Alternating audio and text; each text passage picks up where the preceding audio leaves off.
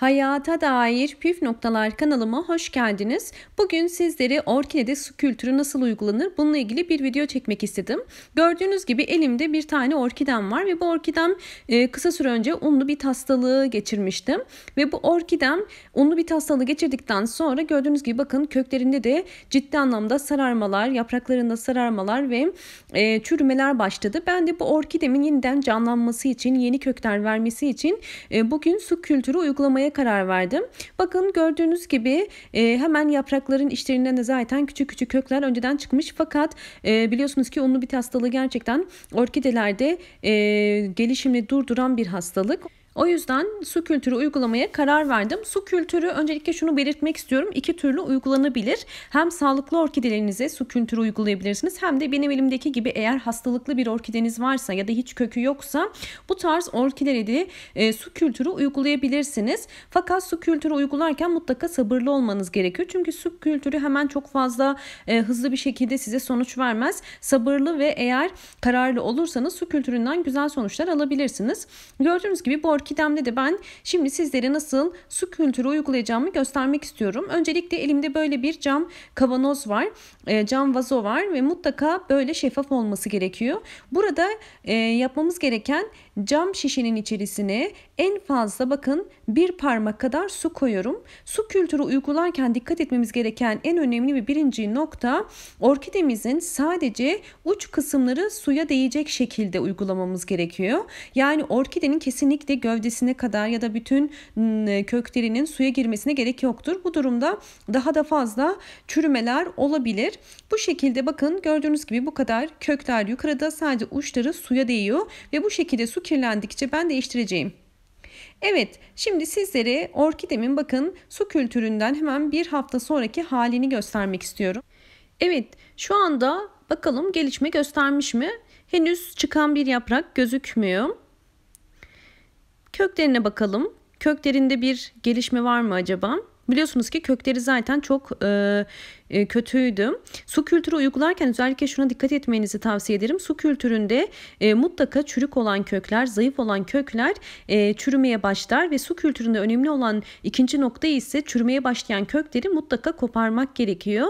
Çünkü eğer su kirlenirse diğer köklerin de kirlenmesine sebep olur. Bakın görüyorsunuz orkidenin köklerinde gördüğünüz gibi henüz tam bir değişiklik yok. Sadece bir tanesinde hafif bir yeşillik başlamış ama diğerlerinde gördüğünüz gibi henüz bir canlanma yok. Dediğim gibi suyunu çürüyen kökleri temizleyerek suyu da 4 günde bir, bakın vazoya koyduğunuz suyu en sık olarak 4 günde bir değiştirebilirsiniz. Evet, aradan 5 gün daha geçti ve size gelişmeleri göstermek istiyorum.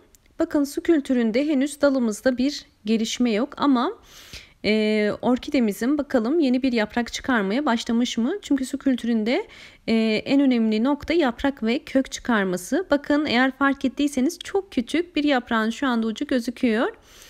Ve köklerini de göstermek istiyorum. Bakın köklerinde gördüğünüz gibi biraz daha bir kalınlaşma ve sertleşme başlamış.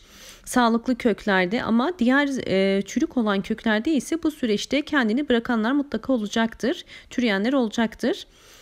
Evet. Bakın yaprağında görüyorsunuz.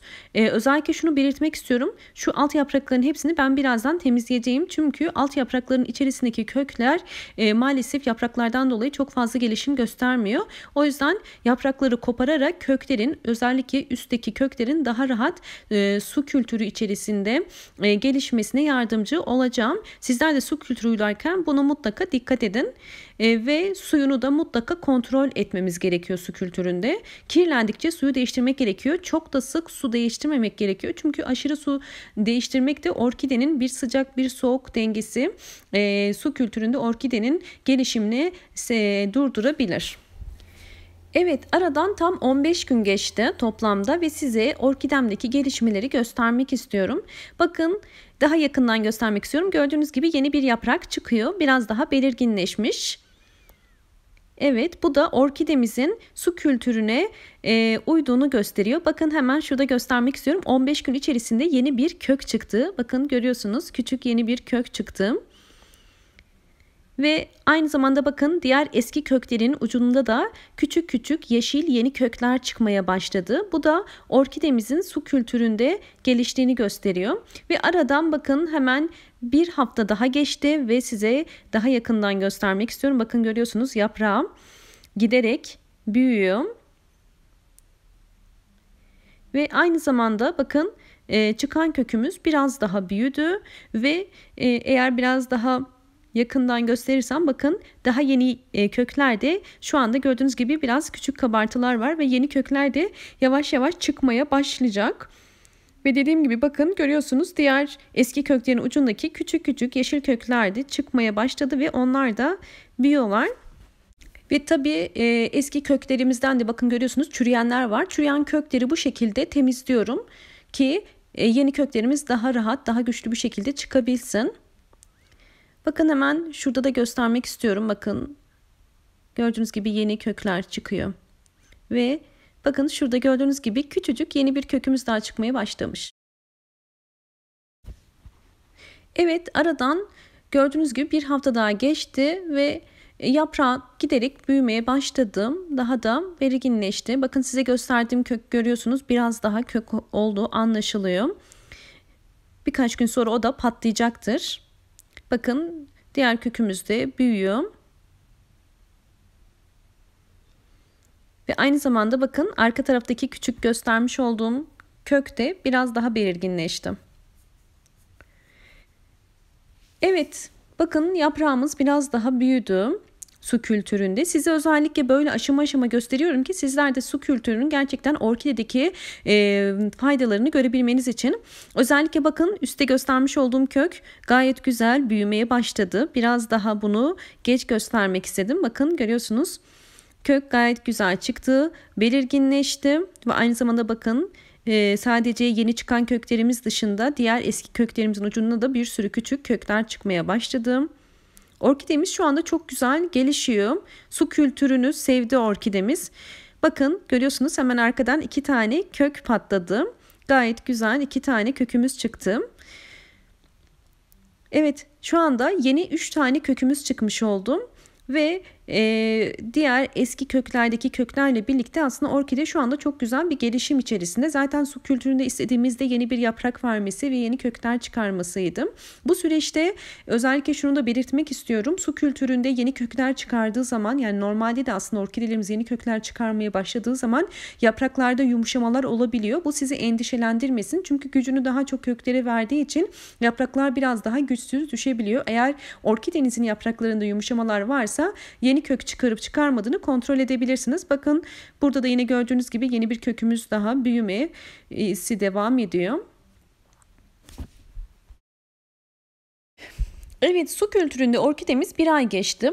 Ve bir ay sonunda size orkidedeki bakın gelişmeleri tekrardan gösteriyorum. Gördüğünüz gibi yeni bir dal çıkarıyor. Muhtemelen ya dal ya da K2'dir. Daha çok K2'ye benziyor. Çünkü dal biraz daha hızlı çıkıyor. Bu biraz daha yavaş olduğunu göre muhtemelen K2'dir. Bakın yaprağımız gayet güzel büyüdü giderek.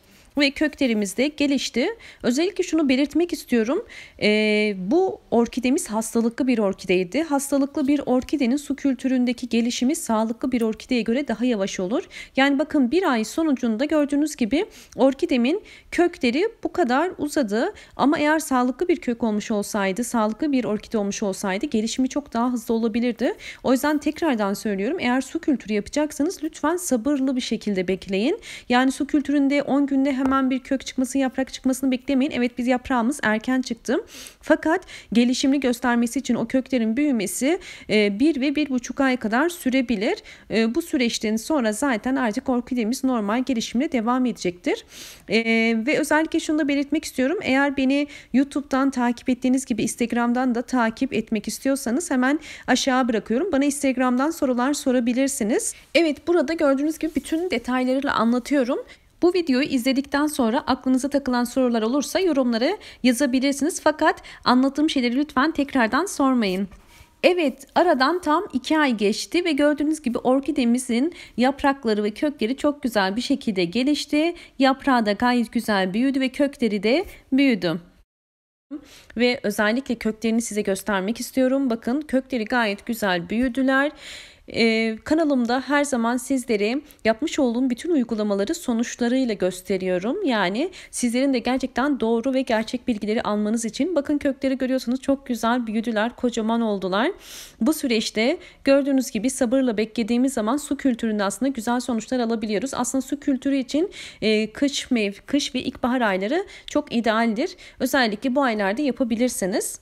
Videomu eğer beğendiyseniz lütfen beğen tuşuna basmayı ve kanalıma halen abone değilseniz abone olmayı da unutmayın.